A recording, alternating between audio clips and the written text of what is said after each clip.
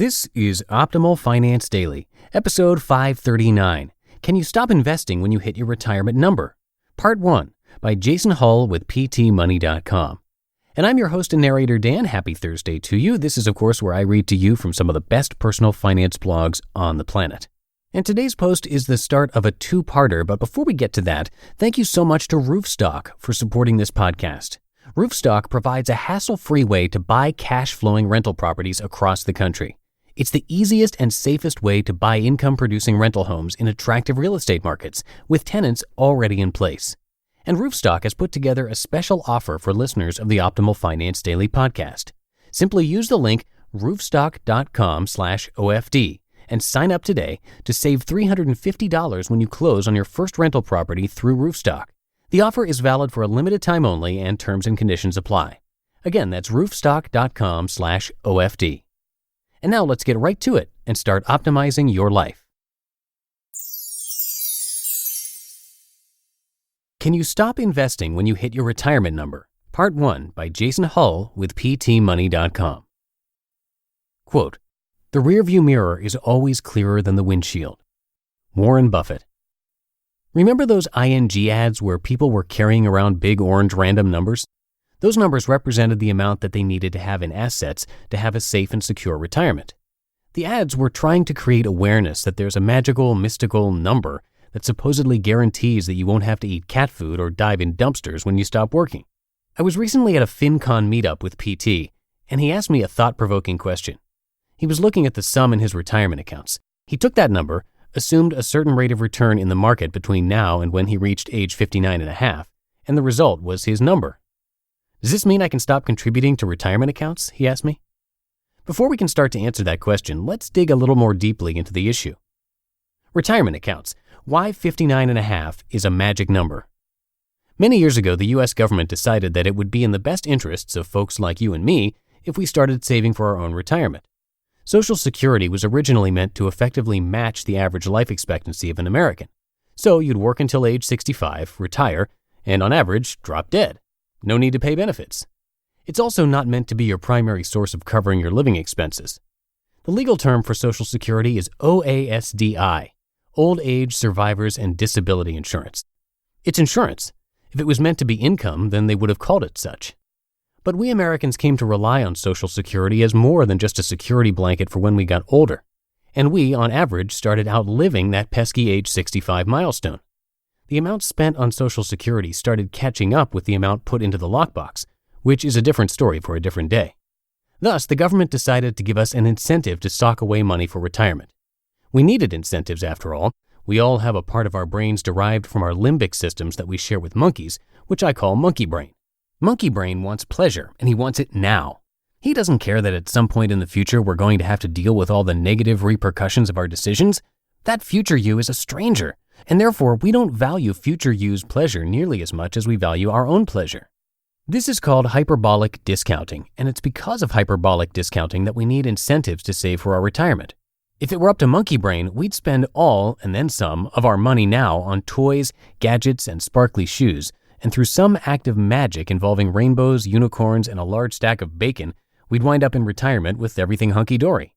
Thus, we had to create incentives to set aside money for our retirement, or we'll never do it. We'll carpe diem until there are no diems left to carpe. That's why the government created a retirement plan structure that gives us tax incentives to set money aside for later. I'm sure if I look in the congressional record, I'll find the term monkey brain somewhere. There are two main types of tax-advantaged retirement accounts that I'll briefly describe: employer-based and individual. Employer-based. These retirement accounts are ones where your employer either funds or matches what you put into the retirement account. The most common ones are 401ks, 403bs, 457s, and TSPs. Individual. These retirement accounts are ones where you're responsible for funding the account. This is your standard IRA. There are also, in most plans, two choices for tax treatment of the funds down the road. 1. Traditional.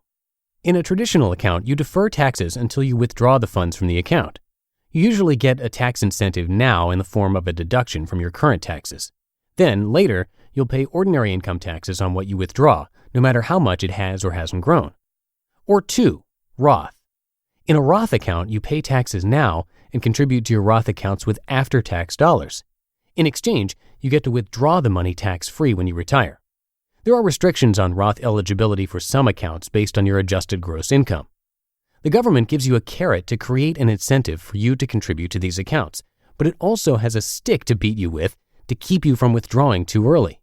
That's the early withdrawal penalty, and it's usually 10% of what you withdraw. In general, with some employer-sponsored plans like the 401k and TSP, this is age 55, and with most IRAs, it's age 59 and a half. Withdraw before the magic age, save for some certain hardship conditions, and you get whacked with a 10% penalty along with having to pay the applicable income taxes.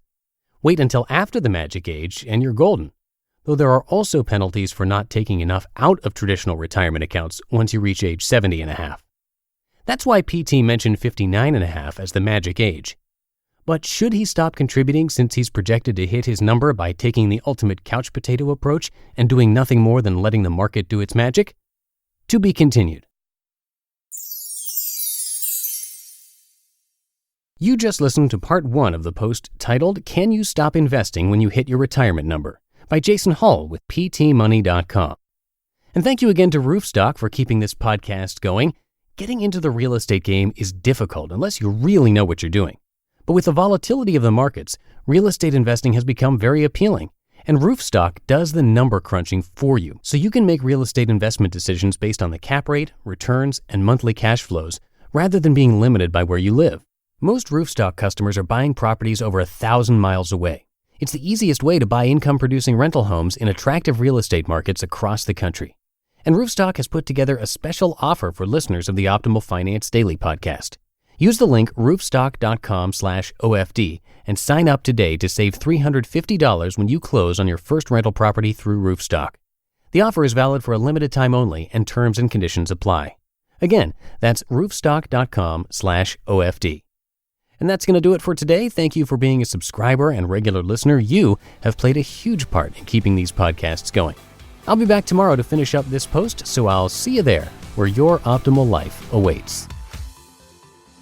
Hello, Life Optimizer. This is Justin Malik, creator and producer of this podcast, but also Optimal Living Daily, the show where I read to you from even more blogs covering finance, productivity, minimalism, personal development, and more from incredible bloggers like Derek Sivers, Zen Habits, Mark and Angel, The Minimalists, and all the ones you hear on this show too.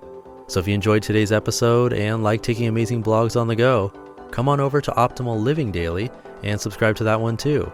And together, we'll start optimizing your life. You've been listening to Optimal Finance Daily. Be sure to hit the subscribe button to stay up to date on each new episode and head to oldpodcast.com. That's OLDpodcast.com for a free gift as well as more actionable tips and resources to help you maximize your potential.